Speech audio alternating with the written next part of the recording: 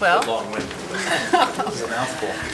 we hope you have time for a few questions. Of course, yeah. Yes, and we have microphones on the table there, 3 of them. If anyone would like to come up and ask a question, make a comment. I'd like to start by thanking you. You've given much information and lots of working information, ways to do things. Appreciate it. I'm a little overwhelmed at this point. My pleasure. Yeah, sorry about that. Okay, is there someone who'd like to come forward? Just please name and ask away. They're little, Are these microphones? yes, those little things. Sit at the table. You don't have to, just sit down. Sit down, relax. Relax. Yes, my name is Gary Bruce. I'm a retired city employee. You were talking about solar power and wind power versus coal power, but no mention at all about hydroelectric power. I know that's not real big in our area here, but if you look at the country as a whole, how important is that? And also in Canada, they don't hardly use the word electricity up there. When they refer to their transmission lines, they're called the hydro. And I just wondered how we compared with Canada.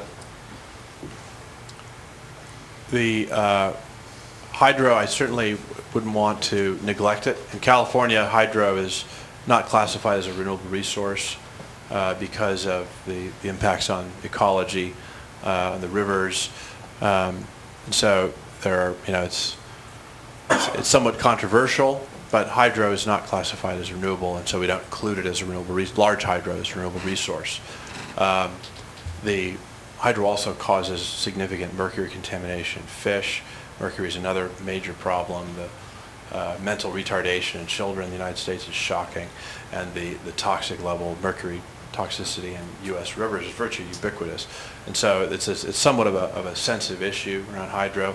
I believe strongly in small hydro, and opportunities for small hydro are very significant. There's a lot of rivers here in the state. It may be that there are. I'm a firm believer in focusing on local renewable resources and not sort of generically saying it has to be wind and solar because that's what the market says.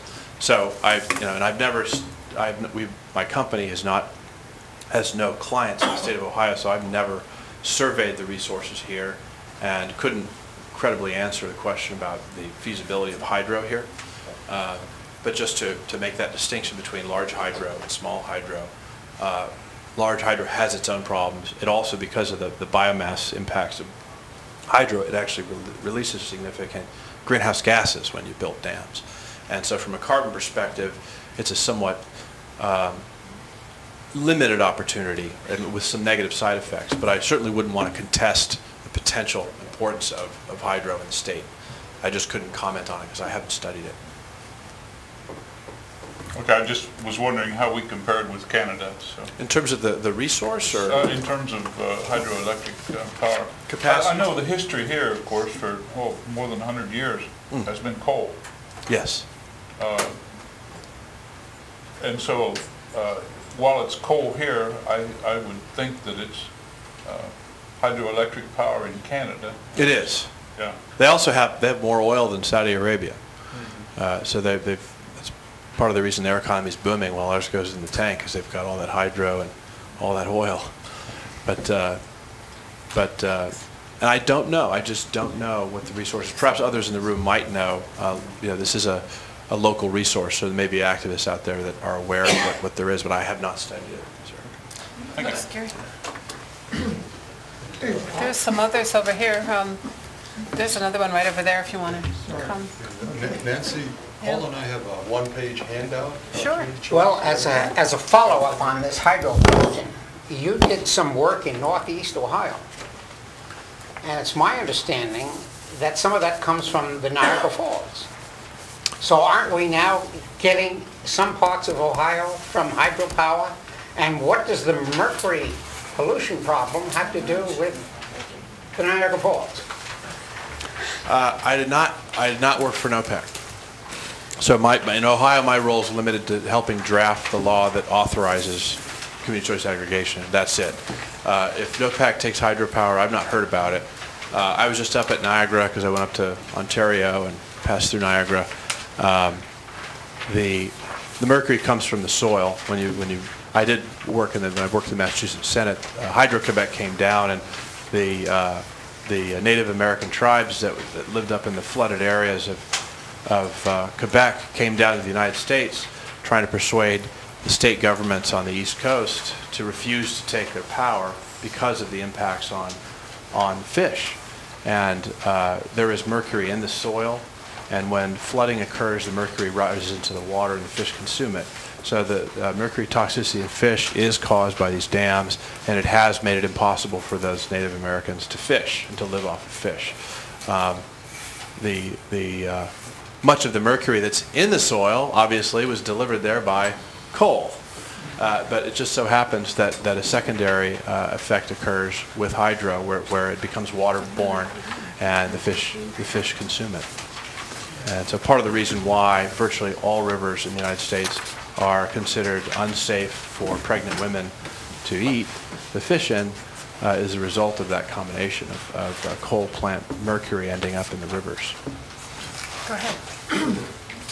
I've been working on energy about 4 times as long as you have. Oh dear. But from the engineering viewpoint and not from the political economic viewpoint. Okay. I agree with very much of what you say. However, there is a very fundamental problem, and that is that we get so much energy from the use of fossil fuels today that it's extremely difficult to visualize any sustainable source that could come close to matching the amount of energy that comes from fossil fuels. And as we all know, the fossil fuel use has got to go down because there's less of it available at a low cost. And for those of you who want solutions, I have written out the entire solution for the entire world here. And for those that don't know, I got 20 copies, so it's going to go fast. But the point is that in Athens, Ohio, where I've lived for quite a while, there is a grossly underutilized source, which is biomass.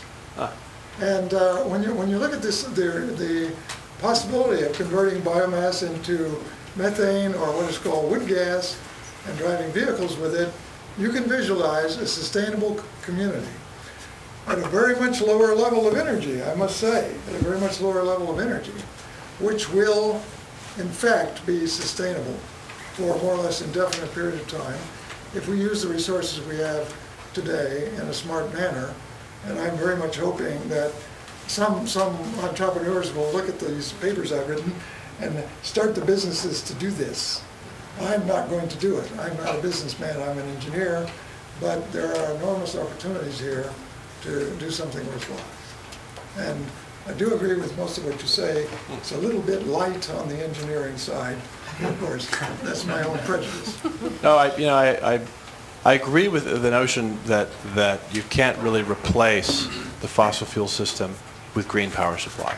And I try to make the same statement, and perhaps I didn't make it well enough. The reason we have that really odd logo for our company is it's an effort to demonstrate a notion, which is replacing a whole symmetrical, transcendent energy supply system that always works, it's fully dispatchable, it works when you always have energy, you always have supply, with a system based on intermittency, and in which the demand-side technology is used to manage loads in relation to that intermittency. Is to replace a transcendent system that's always